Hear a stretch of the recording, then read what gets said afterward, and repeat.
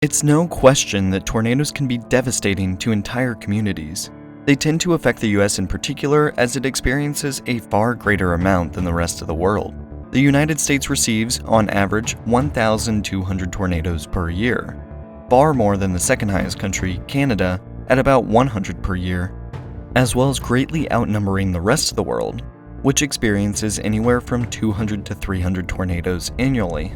They are worse in the US not just in number, but also in intensity, with 35% reaching the strong categorization, also known as EF2 and EF3. This dangerous phenomenon is nothing new for the US, but what is constantly evolving is how we react to the threat of an approaching storm. Improvements in technology, both in forecasting and reporting, has allowed us to save many lives, but there's always more that can be done. So if you hear the tornado sirens, move to a central windowless room of your house or to a basement as we learn something new. Possibly the first tornado report in the United States occurred in July of 1643 in Massachusetts. It was recorded by Massachusetts governor and weather enthusiast John Winthrop, who observed a sudden gust that whipped up dust, lifting his house, and saw the casualty of a nearby observer who perished from a falling tree. In 1882, after nearly 300 years of numerous observations and stories of whirlwinds, cyclones, and tornadoes, U.S. Army Signal Corps Sergeant John P. Finley was placed in charge of investigating tornadoes and developing forecasting methods. During a tornado outbreak that occurred on February 19, 1884, Finley established 15 rules for early tornado forecasting. In 1888, Finley published these rules, which identified signs that the formation of a tornado was likely. But shortly after, the word tornado was banned from an official forecast because the U.S. Army Signal Corps felt they didn't have good enough observation networks to confirm, and they didn't want to cause mass panic in the general public. But this would wind up backfiring as, during the ban, one of the biggest, most destructive tornadoes occurred, the Tri-State tornado, which touched down on March 18, 1925. In its wake, it left a trail of destruction 219 miles long, and at its end, there were reports of nearly 700 casualties and 2,000 injuries. Though the use of the word tornado would continue to be looked down on after the Tri-State tornado, research began to accelerate. But it wasn't until the late 1940s when the first breakthrough occurred. On March 20th, 1948, a tornado struck Tinker Air Force Base in Oklahoma City, destroying 32 military aircraft and causing $10 million in damage. 5 days later, a similar weather pattern was recognized over the southern half of the Plains states. Based on their observations, the first tornado forecast was issued and a tornado safety plan for Tinker Air Force Base was put into effect. A tornado did end up striking the base again, just after 6 p.m. This time, the tornado caused $6 million in damage, but nobody was killed, and the forecast and the safety plan were considered successful. Developments in the advancement of radar were made during World War II to detect enemy warships and aircraft. Sometimes, the radar images would be obscured by rain, which introduced the possibility of using radar in weather forecasting.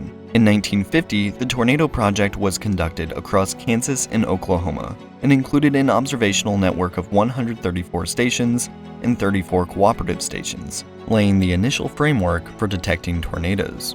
After a few more severe tornado outbreaks in 1952, Congress was pressured for a bigger focus on tornado forecasting.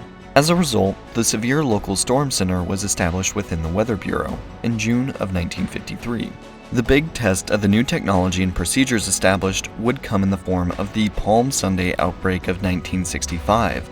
They used the best forecasting technologies available, but there was still $200 million in damage and nearly 300 victims to the tornadoes. While the techniques and technology were useful in forecasting, there was no solid way for that information to be communicated to the public. It was a hard lesson to learn that no matter how accurate the tornado forecasts were, they were practically useless if not communicated to those in danger. Through much of the 1950s and 1960s, warnings were put out through the use of local radio and TV stations, but calls to individual phones were also used. But there were issues with this, as not everyone had a TV, had the radio on, or would pick up the phone. What they needed was something that would cut through the rising storm and let people know to take shelter. So now, let's talk about nukes. After the United States ended Japan's World War II campaign with 2 nuclear bombs dropped on Hiroshima and Nagasaki, the world saw the incredible power of the most destructive weapon ever created. These would become a focal point in the upcoming Cold War.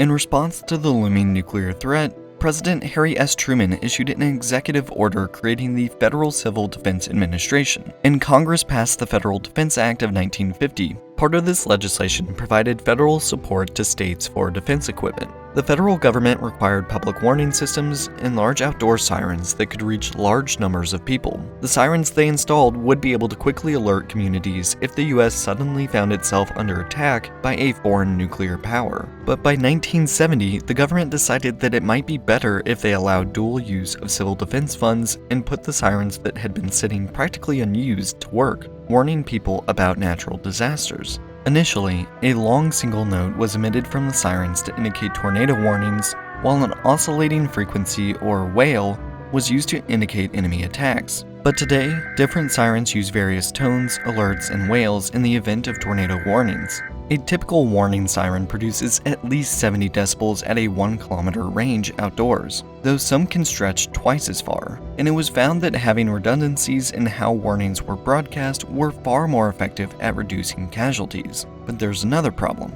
Tornadoes are incredibly unpredictable, and even today, meteorologists can have a hard time determining when they will touch down, exactly where they will touch down, and how intense they will be. This is because of how many variables go into the formation of a tornado. Basically, a tornado forms from an intense thunderstorm with a strong rotating updraft. But how much moisture is in the air, the wind speed and direction and how frequently it changes, as well as the atmospheric pressure changes all play a role. So when a meteorologist looks at these supercell thunderstorms on radar, they can't always guarantee it will turn into a tornado. 2 may look the same, but one will create a tornado and the other one won't.